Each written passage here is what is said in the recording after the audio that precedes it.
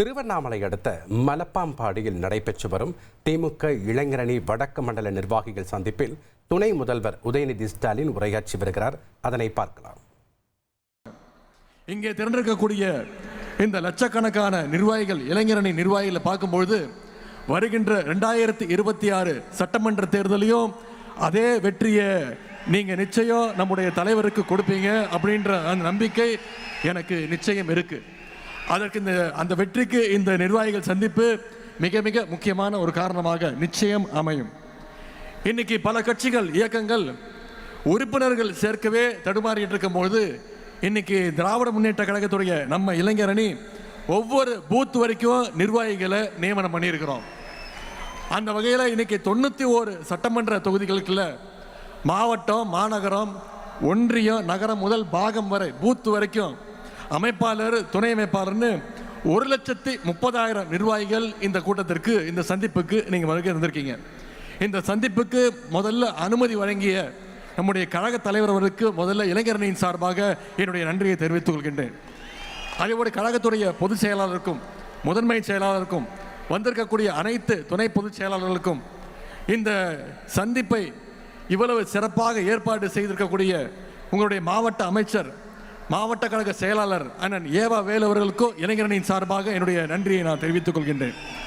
அது மட்டுமல்ல, இந்த சந்திப்பை சாத்தியப்படுத்திய அனைத்து மாவட்ட அமைச்சர்கள், மாவட்ட பொறுப்பு அமைச்சர்கள், மாவட்ட, ஒன்றிய, நகர, பேரூர் கிளைக்கழக செயலாளர்கள், இளைஞரணியினுடைய மாநில துணை செயலாளர் கட்டுப்படுத்த முடியாதுன்னு சொல்லுவாங்க. ஆனால் நம்முடைய கழக இளைஞரணியினர் அப்படி கிடையாது. மிகுந்த கட்டுப்பாடு மிக்கவர்கள் என்பதற்கு இங்கே கூடியிருக்கக்கூடிய இந்த கூட்டம் சாட்சி.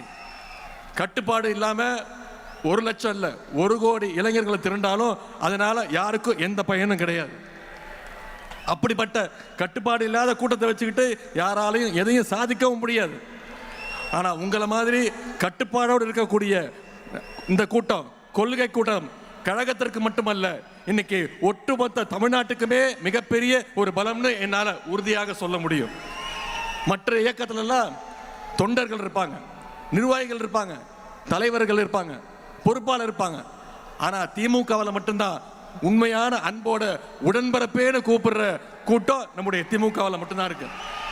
இன்னைக்கு நம்முடைய திராவிட முன்னேற்ற கழகம் 75 ஆண்டுகளை கடந்து 76வது ஆண்டுல நாம நடைபோட்டு இருக்கோம். இந்த 75 ஆண்டுகள்ல உடன்பிறப்புகள் சிறைகளுக்கு போயிருக்காங்க, சித்திரவதைகளை அனுபவிச்சிருக்கிறாங்க, ஏன் மொழிக்காக தன்னுடைய உயிரையே தியாகம் பண்ணியிருக்கிறாங்க. ஆனால் நம்முடைய உடன்பிறப்புகளாக இருக்கட்டும், இளைஞரணி தம்பிகளாக இருக்கட்டும், எந்த நேரத்திலையும் களத்திலிருந்து பின்வாங்கியது கிடையாது. ஆதிக்கத்துக்கு அடிபணிஞ்சதுக்கு நிச்சயம் கிடையாது. எந்த நேரத்திலையும் சுயமரியாதையை விட்டு கொடுத்தது கிடையாது. அப்படிப்பட்ட திமுகவை இன்னைக்கு சில பேர் மிரட்டி பார்க்குறாங்க. குறிப்பா குஜராத்தில் ஒரு நிகழ்ச்சி, அதில் பேசின ஒன்றிய உள்துறை அமைச்சர் திரு அமித்ஷா அவர்கள் பேசுறார். நமக்கெல்லாம் ஒரு சவால் விட்டுருக்கிறார்.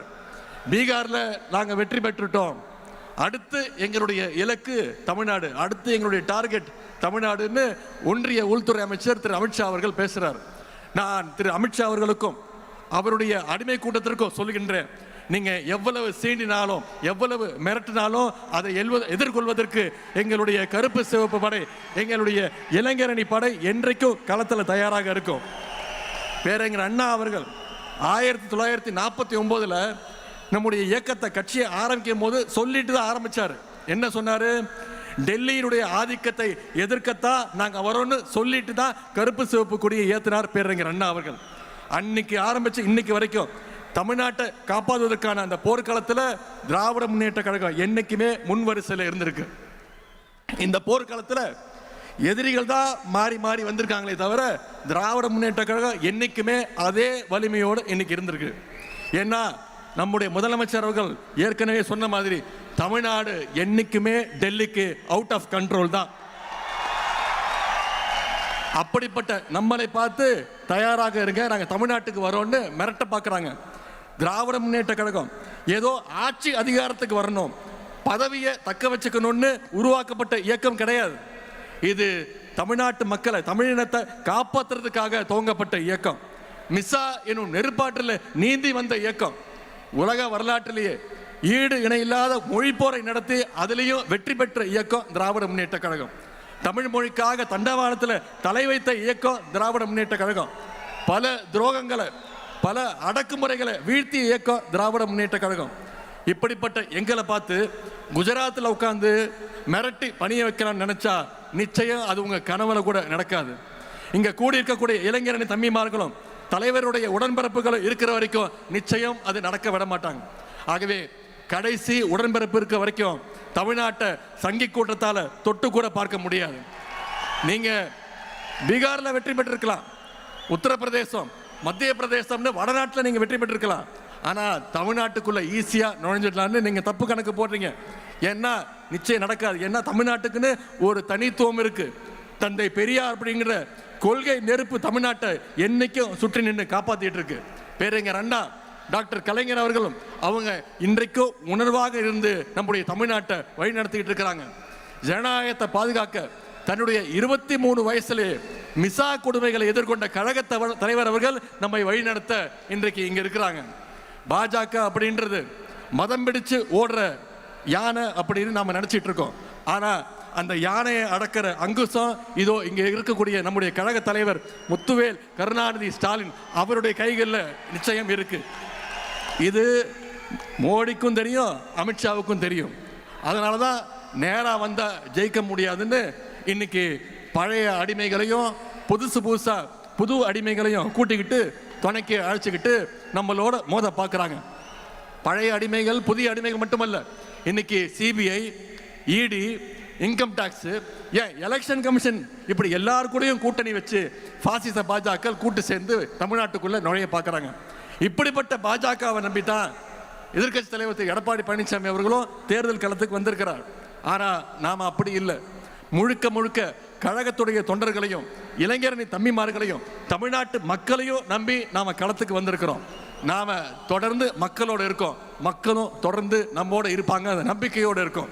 4 நாளுக்கு முன்னாடி சென்னையில் அதிமுகவுடைய பொதுக்குழு கூடுச்சு. அதுல ஒரு தீர்மானம் போட்டாங்க.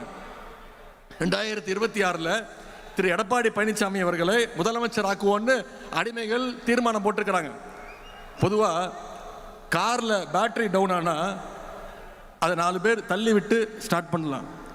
ஆனா கார்ல இன்ஜினே இல்லைன்னா எவ்வளவு தள்ளினாலும் அது ஸ்டார்ட் ஆகாது. இன்ஜின் இல்லாத கார் தான் இன்னும் இருக்கக்கூடிய அண்ணா திராவிட முன்னேற்ற கழகம். இப்போ பாஜக அப்படின்ற லாரி அந்த இன்ஜின் இல்லாத காரை எப்படியாவது கட்டி இழுத்துட்டு போக பார்க்குது.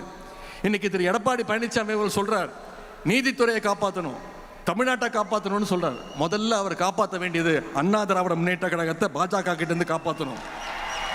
இன்னைக்கு கட்சியிலிருந்து ஒவ்வொருத்தரா வெளியே போயிட்டு இருக்கிறாங்க. ஆனா அவர் என்ன சொல்றாரு, யார் வேணாலும் வாங்க, யார் வேணாலும் போங்க, நான் மட்டும்தான் நிரந்தர பொதுச் செயலாளர். இதுதான் திரு எடப்பாடி பழனிசாமி அவர்களுக்கு தேவை. அவருக்கு தேவை மட்டும் கிடையாது, நமக்கும் தேவை அதுதான் என்பதை நீங்கள் உணர வேண்டும். திரு எடப்பாடி பழனிசாமி அவர்களே, உங்ககிட்ட ஒரே ஒரு விஷயத்தை சொல்றேன். அடிமையா இருந்து சுகமா வாழ்றதை விட சுயமரியாதையோடு சுதந்திரமா வாழ்றதா முக்கியம். இதோ இங்க இருக்கக்கூடிய எங்களுடைய லட்சக்கணக்கான திராவிட முன்னேற்ற கழகத்துடைய இளைஞரணி தம்பிமார்கள், கருப்பு சிவப்பு இளைஞர்கள் இங்க பாருங்க, சுதந்திரமா இருக்கும், குறிப்பா சுயமரியாதையோடு இருக்கும். அதனாலதான் இன்னைக்கு நம்மளை நோக்கி தமிழ்நாட்டு இளைஞர்கள் தொடர்ந்து வந்துகிட்டு இருக்கிறாங்க, தங்களுடைய ஆதரவை கொடுக்கிறாங்க. பாசிச சக்திகளிடமிருந்து தமிழ்நாட்டை காப்பாற்றுகின்ற ஆற்றல் திராவிட முன்னேற்ற கழகத்துக்கு மட்டும்தான் உண்டுன்னு இன்னைக்கு தமிழ்நாட்டு மக்கள் நிச்சயம் நம்புறாங்க. மக்களுக்கு அந்த நம்பிக்கையை வித்துட்டவர், அந்த நம்பிக்கையை பெற்றுள்ள தலைவர் நம்முடைய கழக தலைவர் அவர் இங்கே வந்திருக்கிறாங்க. கழக தலைவர்கள் மீது மக்களுக்கு இருக்கக்கூடிய அந்த அசைக்க முடியாத நம்பிக்கை தான் பாசிச சக்திகளையும் அடிமை கூட்டத்தையும் அவங்களுடைய கண்களையும் உறுத்திக்கிட்டு இருக்கு. அதனாலதான் அமைதி பூங்காவாக இருக்கக்கூடிய தமிழ்நாட்டில் எப்படியாவது நுழைஞ்சு ஏதாவது ஒரு கலவரத்தை செய்யலான்னு முயற்சி செஞ்சுக்கிட்டு இருக்கிறாங்க. அந்த பாசிச கலவர சக்திகளுக்கு தமிழ்நாட்டு மக்கள் சார்பாக இளைஞரின் தன்மைமார்கள் நாம் அத்தனை பேர் சொல்லுவோம், we will never allow you, we are ready to face the consequences. நாங்கள் உங்களை நிச்சயம் தமிழ்நாட்டுக்குள்ள அனுமதிக்க மாட்டோம். அதனால் ஏற்படுகின்ற விளைவுகளை நிச்சயம் களத்தில் சந்திப்போம். தமிழ்நாட்டில் நடந்து வருகின்ற ஆட்சி சமூக நீதியை, சமத்துவத்தை, மதச்சார்பினையை, பெண்ணுரிமையை காக்கின்ற ஒரு ஆட்சி. இப்படிப்பட்ட நம்முடைய கழக ஆட்சியை மீண்டும் கொண்டு வர வேண்டியது நம்முடைய பொறுப்பு, குறிப்பா இளைஞரணி தம்பிமார்களுடைய கடமை. இங்க வந்திருக்கக்கூடிய இளைஞரணி நிர்வாகிகளுக்கு அந்த கடமை அதிகமாக இருக்கின்றது. இந்த நேரத்தில் தலைவர் அவர்களுக்கும் கழகத்துடைய பொதுச் செயலாளர்களுக்கும் ஒரு அன்பான இளைஞரணியின் சார்பாக ஒரு அன்பான வேண்டுகோள். நிச்சயம் வர இருக்கின்ற சட்டமன்ற தேர்தலில் எங்களுடைய இளைஞர்களுக்கு நீங்க போட்டியிட அதிகமாக வாய்ப்பை தர வேண்டும்.